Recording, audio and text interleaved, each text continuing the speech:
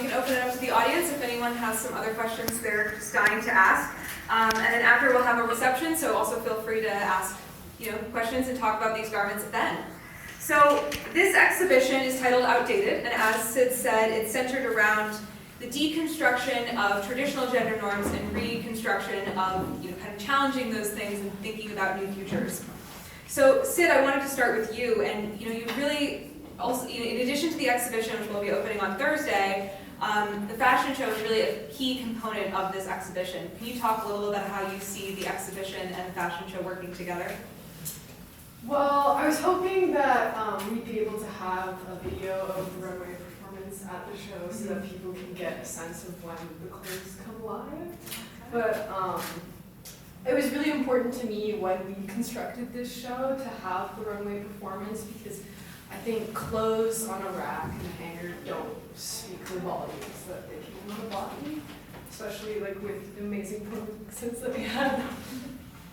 So I'd love to then hear from, Syd, you can answer as well, of course you have many pieces in the show, but from our artists about what does outdated mean to you and sort of how did you approach the works that you made for this show? I don't know if we want to go around the line, if anybody feels particularly interested in jumping in. Maybe ask the question. Yeah, exactly. So what does outdated mean to you? Kind of how did you approach the prompt, Syd's call for artists, call for works? And really what inspired you and how did you sort of approach making your artwork? I know for me personally, something that is outdated is that line between masculine and feminine. Like, there is no line. It's all blurred, and as it should be. And so, I mean, particularly in my piece, I'm trying to blur that line, but also while recognizing that there is still a major separation between the two, and in a kind of patriarchal way. This piece is kind of titled the gentleman, but with a W-O, it's a gentlewoman in parentheses. And if you look up the dictionary definition of a gentleman versus a gentlewoman, you see the great divide between the two. How a gentleman is supposed to be chivalrous and honorable, and then a gentlewoman is just subservient. And so it should be. So I think exactly like Yeah, I agree in the same way, and I think that both of us and also a lot of the other pieces in the show kind of discuss this dichotomy in just like existence and in theme, like yours between the masculine and the feminine and the gentleman and the gentlewoman. My piece in particular discusses a lot between the split between what's considered pure and virgin and what's considered more perverted and taboo. So a lot of my work revolves around queerness and eroticism in the context of faith and spirituality. So I personally wanted to take something that is so just like mundane, but also so eroticized, such as undergarments, and bring it into a world that it can be revered and have reference, and taking the idea of the altar boy that's been weirdly like sexualized for a variety of reasons, and being able to reclaim it and own it in my work. So I think especially in relation to purity and virginity, that a lot of, basically all of my piece has to do with this idea of like the perfect nymphet. And you're taught very young as a girl that you have to be this sexual object. And it's something that you really can't escape, even when you're thinking about like different presentation of gender, like how you might identify differently than what you're born with. You still have this notion hanging over your head all the time, and I find it personally hard to remove myself from that. And so I was trying to embody that with my work and try to come up with this like idea of like purity, but also promiscuity. And so I was really trying to like cross the edge between, like at what point is a woman tainted by a man, at what age? And definitely added on to that, I mean, mine is all about the over-exaggeration of the sexualized body to a woman from a heterosexual man's perspective. Like, oh, they want the sexy lingerie and like really clean, cute sizes, but like they don't realize the realistics of also being a woman, that's such as, these tampons are kind of nasty, you ever do that? There's pads there's so many other issues that are just not talked about, especially not educated well enough. Like, what are blood clots? Like, you know, like, why is this not normalized? So there's also that kind of conversation. Why is there more knowledge about a man's body than a woman's? And why is that also a normalization that, like, we have to be a performance for other individuals all the time? Why can't we just have our own independent knowledge as well? I think, especially for my piece, I'm looking a lot at the outdated idea that women can't really get anywhere without help from men, and usually that help is like sexual favors or something else. And rather than like their blood, sweat, and tears, and so I was very intentional about picking the red pearls, the string of pearls, both as a reference to strands of cum, but also like the blood, sweat, and tears that women put in to actually get where they are and to be successful. Anything you want to add? Oh, I think They did great. So obviously, this is kind of a unique show from a lot of the things we do here, in that this is wearable art, this is clothing. So and part of the call was really to upcycle garments, to sort of reuse things that already existed. So maybe you could talk a little bit about how you found those garments, and then what you wanted to, like, why were you drawn to those things, and then what were some of the changes you were looking to make. Well, I mean, we're all artists working on a budget, so that definitely contributes to what we make. And whenever you go to the Goodwill or the Goodwill bins, you will find flannel shirts and you will find corduroy pants. Like, that's what every man donates. And to me, like, kind of using that, like, work material that men have always kind of dismissed as, like, I'm not fashionable, like, oh, I don't care about fashion, I'm just gonna schlep this on, and then making it into this, like, insane gown. I just kind of wanted to prove that, like, this simple fabric that doesn't seem very complex or fashionable to some people can be something really brilliant and beautiful, as long as you just put that little extra work in. And I think everybody thrifted their stuff, right? Yeah. Between Well, thrifting and like using things that we already had in our Yeah. closets, it was a really like fun challenge. I thought too, because I don't know about y'all, but this is one of the first times that I've really sat down and thought about my work as wearable and being able to show it in the round in a 360 view versus just like a painting on the wall. And being able to take my own clothing and find other just objects, whether it be at the Arc or the Goodwill or down at Recreated on Santa Fe. It was such just like a treat, honestly.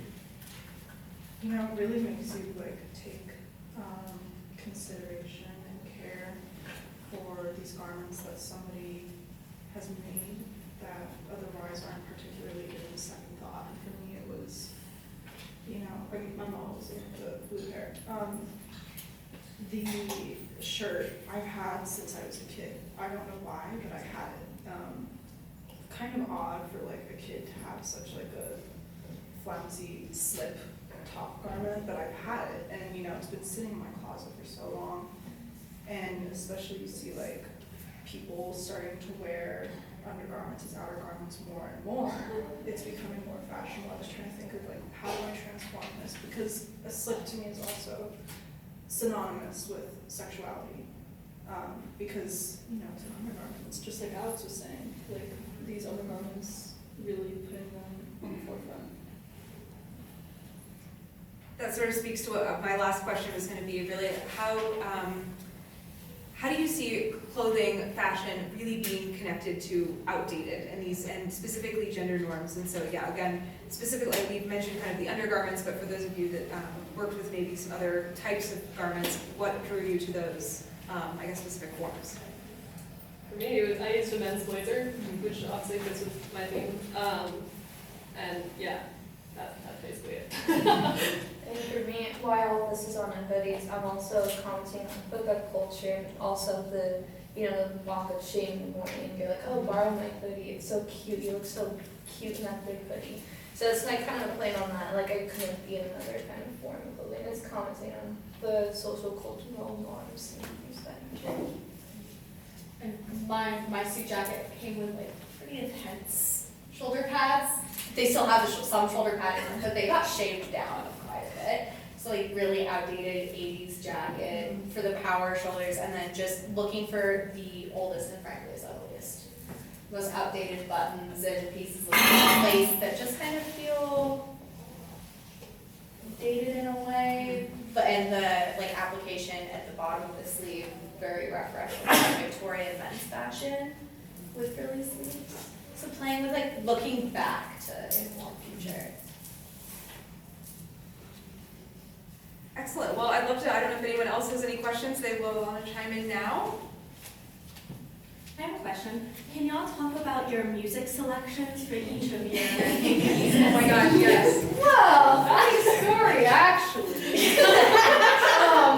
Some of the artists, who will not be named, did not give me music selections, and this was my first mix I've ever did in my life. You can probably tell by some of the abrupt cuts, but I mean, again, like this show is all about like things in over generations which have stayed the same and which have made changes, and so having that diverse range of, I think, emotions as well as decades kind of helped tell our story, which is that changes need to be made and they still haven't been.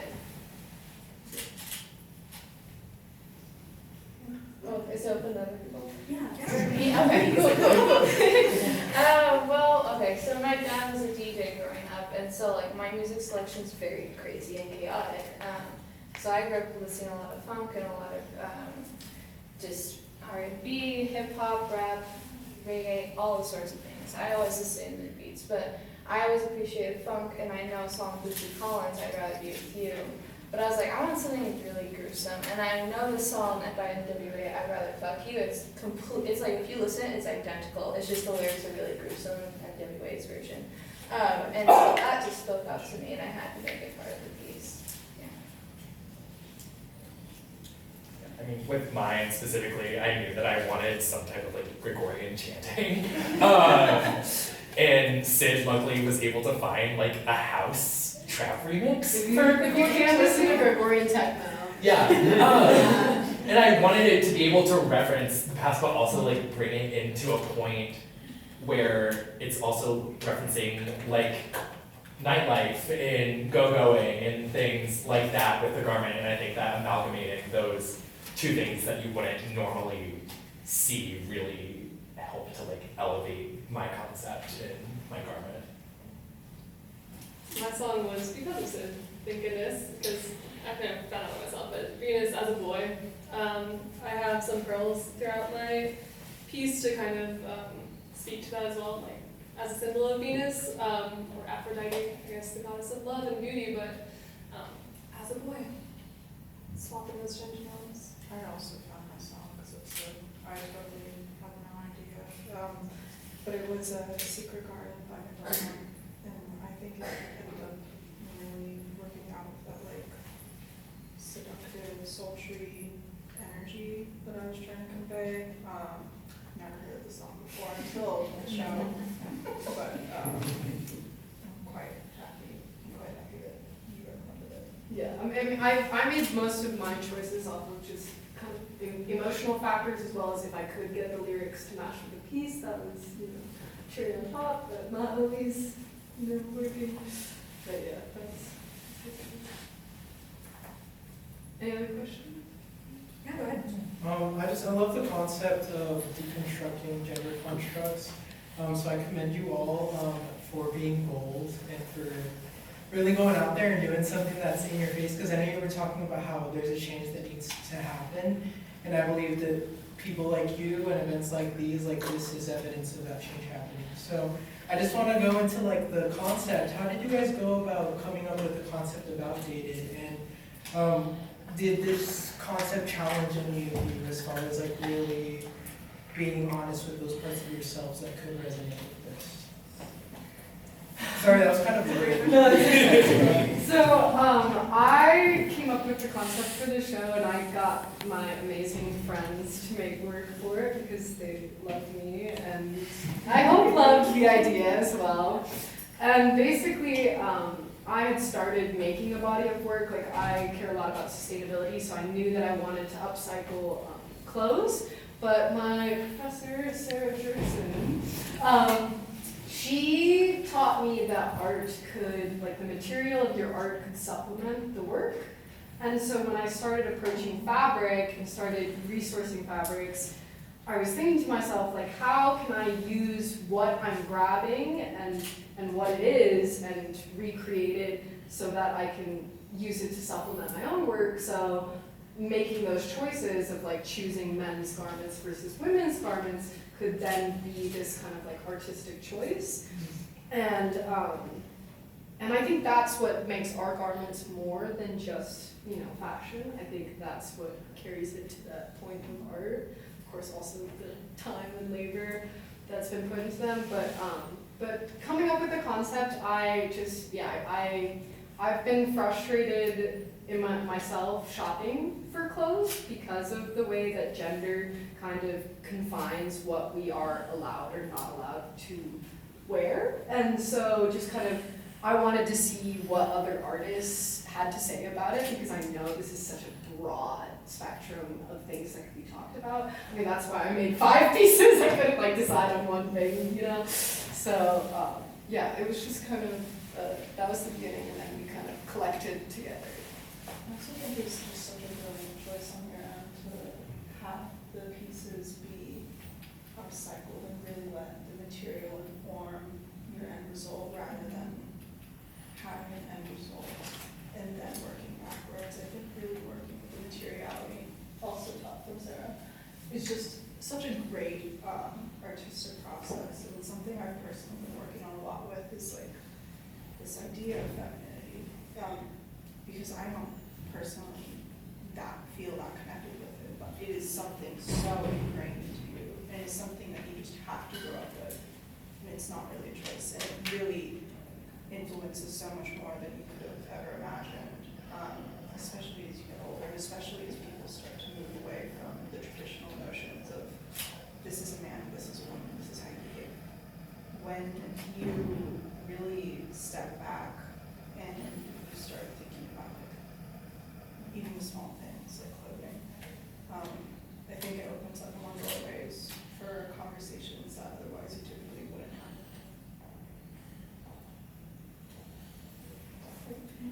I'm not sure who the artist is, but I was wondering if one of the pieces was Buffalo Bill and the skin suit. Yeah. And like why, if there's an explanation. So that's another one of my pieces, and so I wanted to make a jumpsuit, and so when I was thinking about jumpsuits, I was thinking about Buffalo Bill, definitely, like a skin suit was definitely the vision, but then I wanted to cross it over with kind of this like David Bowie styling, because to me there's these dichotomies in media representation of gender, and I feel like transgendered people are often villainized in media.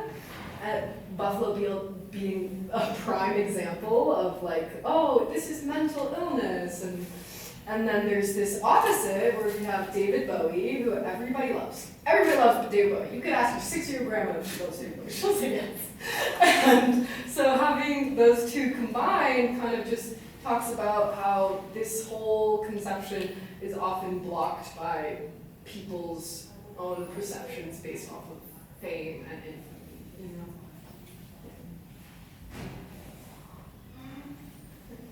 Any more questions?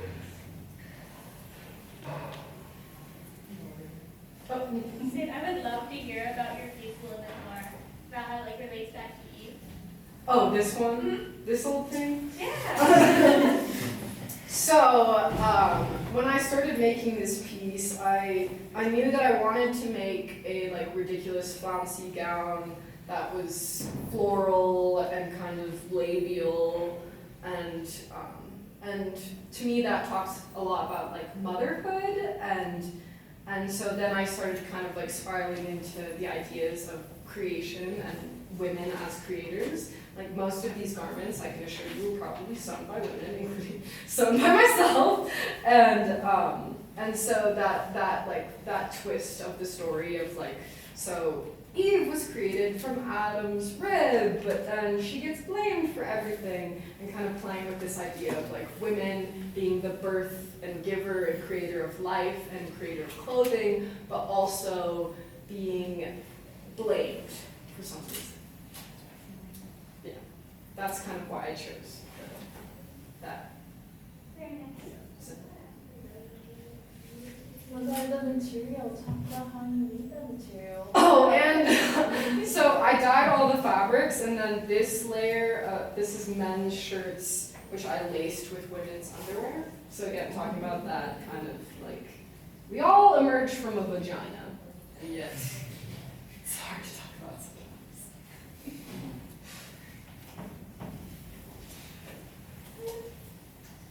Well, I think we should head out. Everyone can enjoy the reception. Let's give it up for Syd, everyone. Yeah.